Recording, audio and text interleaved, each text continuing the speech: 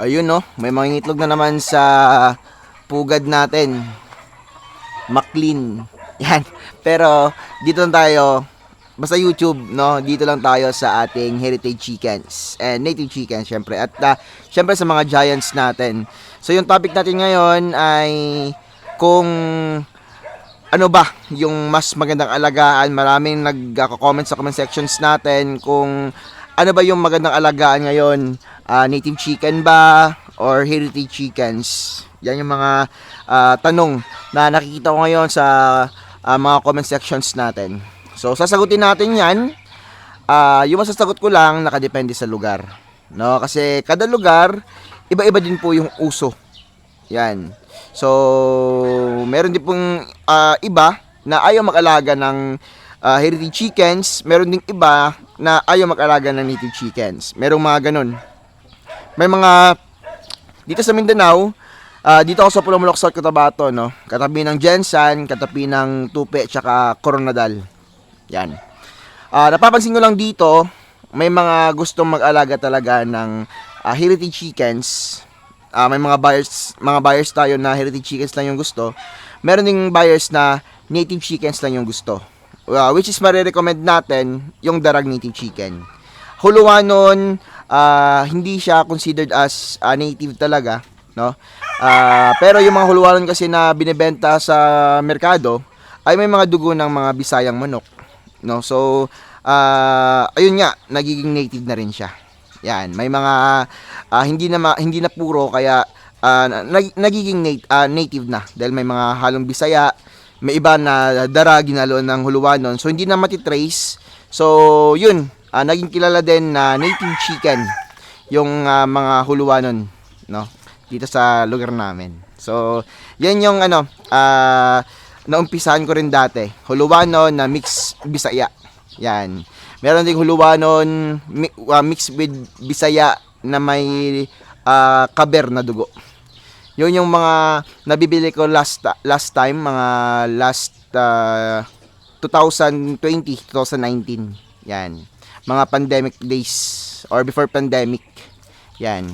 So, back tayo sa topic natin.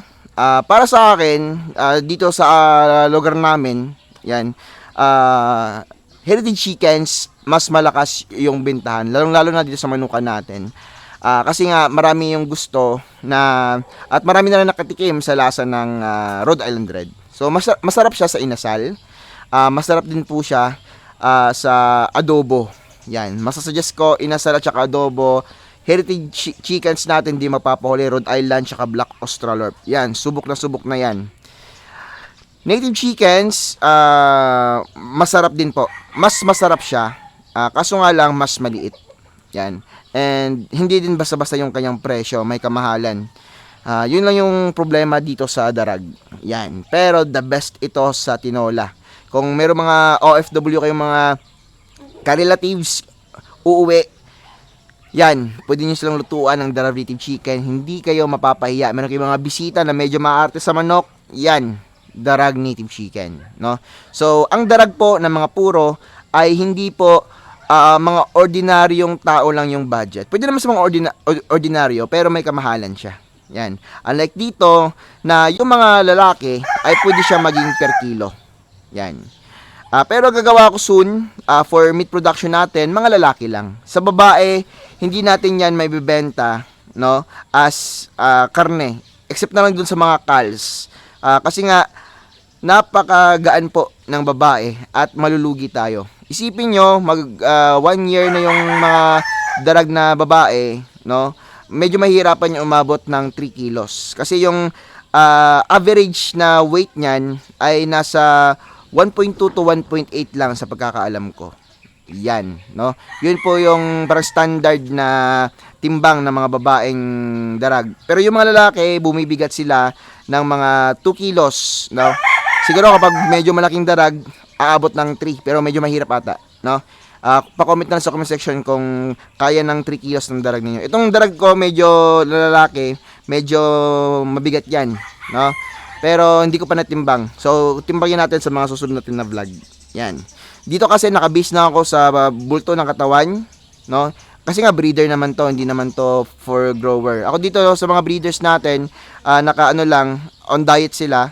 100 grams to 120 grams. Yan, minsan kapag medyo may mga natitira pang pagkain, ini 80 grams namin sila para medyo mabitin sila at pagka next na meal ay mas malakas silang kumain.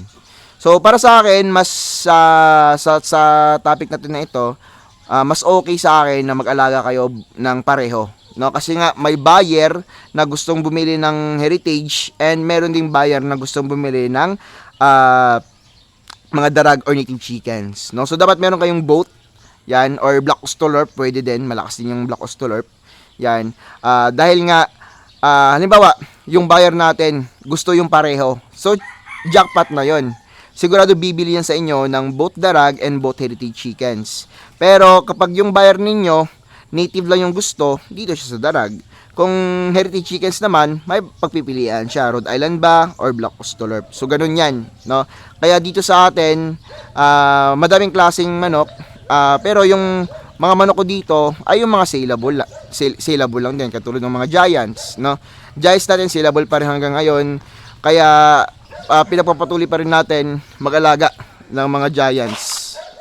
Yan. So meron tayong mga giants dito na soon to be breeders na natin. Yan. So pinapakain namin dito, syempre breeder feeds. Yan. Tubig, malis sa tubig palagi. Yan, para yung katawan ng manok natin mas maging gaganda. Bakit nga ba nakakatulong yung tubig sa pagpapaganda ng katawan ng manok natin? Kapag malinis yung tubig, malakas pong uminom yung ating mga alagang manok. So mabilis ma-digest yung kanilang pagkain, which is yung pellets lang, mas mabilis ma-digest. Kakain na naman sila, no? Mabilis yung panunaw nila, yung nutrients talagang mapupunta talaga agad sa katawan ng manok natin. Yan. So hindi tayo dumadaya dito sa kanilang feeds, no? Hindi tayo gumagamit ng wet feeding, no? Purong-puro. Yan. Para po yan sa inyo. Para sa mga buyers natin, mas maganda yung quality na nakukuha nilang mga similya. Yan. So sa itlog, quality shells, quality din po yung laki. Yan. Yun nga lang, no? Sabi ko nga kasi, kapag quality yung pinag-uusapan, yung mga produce nila, yan, may presyo, no? Ako hindi naman ako mahal magbenta. Yan. Yung sa akin lang, tama, at saka quality, syempre. Quality first tayo dito. No? Ayaw kong mapahiya sa mga buyers natin. Kaya nga, dito nakakal tayo. Kung meron akong mga ayaw na mga hens na, ay kinakal natin. So, meron tayong kinal doon, ay hindi siya nakapasa. So, kinokondisyon lang natin, pero wala na akong paglalagyan sa kanila. Kapag nakondisyon na sila, pwede na silang ibenta, nasa 500 pesos to 800 pesos yung kada isa, no? Malalaki po 'yan, no? Halos parang per kilo lang yung kanyang presyo. Yan. Parang kinilo, kumbaga. Kaya abang-abang kayo. Paliliguan lang natin 'yan, inject ng B-complex. Ito palagi naka-inject ng B-complex para mas maganda yung similya, mas maganda yung mga itlog nila. So, yun na po mga ka-native, no? Sana nasagot ko po yung katanungan ninyo kung ano yung mas magandang alagaan, yung heritage ba or yung native chicken. Sagot ko, both pareho, no? Kasi nga, hindi naman natin alam kung anong mas malakas sa lugar ninyo. Pero kapag meron kayong both, yun, mas advantage siya at may choices yung buyer ninyo. Maraming salamat po mga ka-native.